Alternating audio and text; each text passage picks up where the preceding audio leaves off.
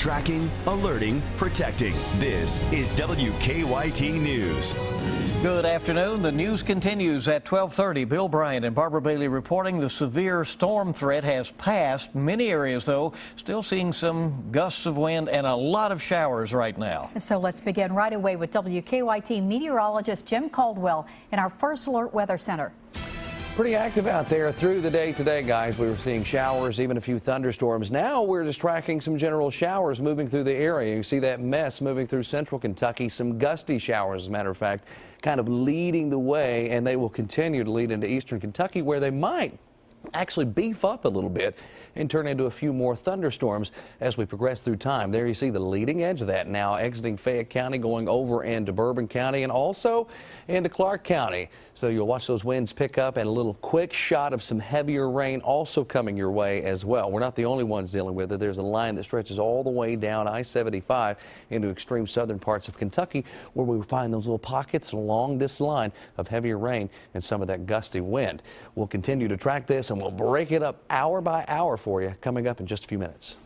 All right, thanks, Jim. Leading our news this midday, a homicide investigation is underway right now. Police still interviewing people who work near the former Premier Car Wash. That's on Lexington's west side. Now that's where officers discovered a body last night. Let's rejoin WKYT's Kristen Kennedy. She's at the scene now with more reaction from people who work nearby. It's our top story at 12:30. Kristen?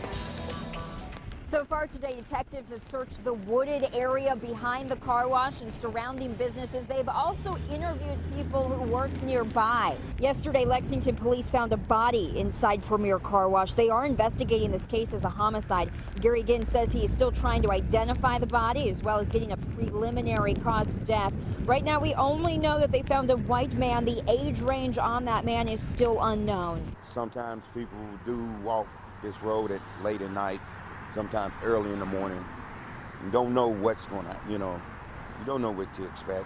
One day you see this person, next day they're gone. There's always something going on. We are expecting preliminary autopsy results sometime this afternoon. In Lexington, Kristen Kennedy, WKYT. Kristen, thank you. According to the Premier Car Wash Facebook page, that business located on West New Circle Road closed back in December.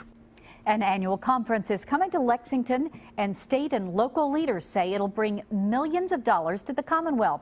The announcement coming this morning that Lexington will host the Southern Legislative Conference in July of 2016.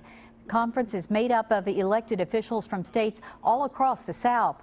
Officials expect more than 1,200 visitors and an estimated economic impact on area businesses of $2 million. And leaders are excited about hosting a quality conference that could show off Kentucky. If we do that, that exposure will be wonderful for the state, for people to either locate, as individuals who want to change where they live, businesses to come to, or if they just want to come back and visit. The conference runs from July 16th to the 20th in 2016. Officials hope to raise enough money through private donations to pay for the event. This is the first time the conference will be in Lexington since 1988. A Kentucky Sunday school teacher is in jail today, accused of sexually abusing a teen. Rex Murphy was arrested by Eubank police. We've learned he was a Sunday school teacher at Polly Ann Church of God in Pulaski County. The police chief tells us the victim is an underage boy who told police that Murphy also threatened him with witchcraft. Murphy faces 3 felony charges. A man accused of murdering a Central Kentucky toddler faced a judge earlier today. State police say Joseph Adams injured a 13-month-old who was in his care at a home in Junction City last Friday, causing the child's death. According to an affidavit for a search warrant, a Kentucky State Police detective said it appeared the child's body showed indications of sexual abuse. The judge entered a not guilty plea on behalf of Adams at the arraignment this morning.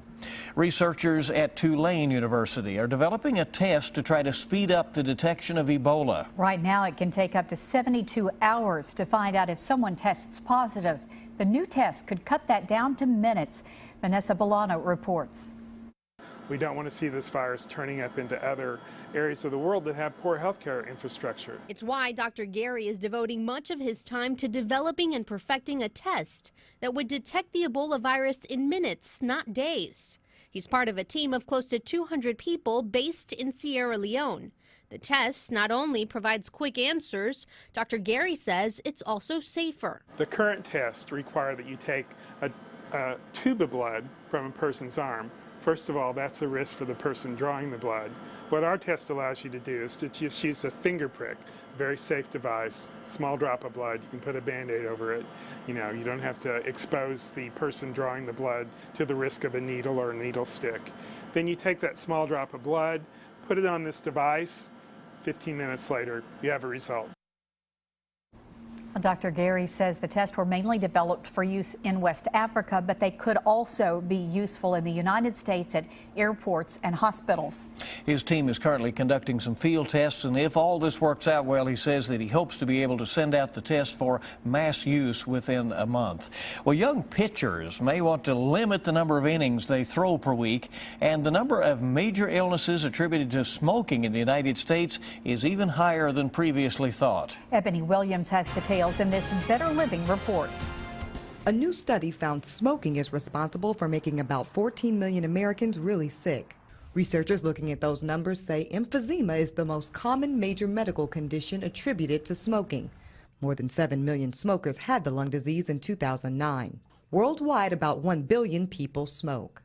Throwing more than 100 pitches a week could impede shoulder development for teenagers and young adults. That's according to researchers in Philadelphia who have identified an overuse injury in baseball players that could lead to rotator cuff tears. Doctors recommend pitchers ages 15 to 18 play no more than 2 games per week and throw no more than 50 pitches per game. And living near a major roadway may significantly increase a woman's risk of sudden cardiac death. Researchers in Boston found women living within 50 meters of a major road, the distance of an Olympic-sized swimming pool, had increased the risk of death by 38%.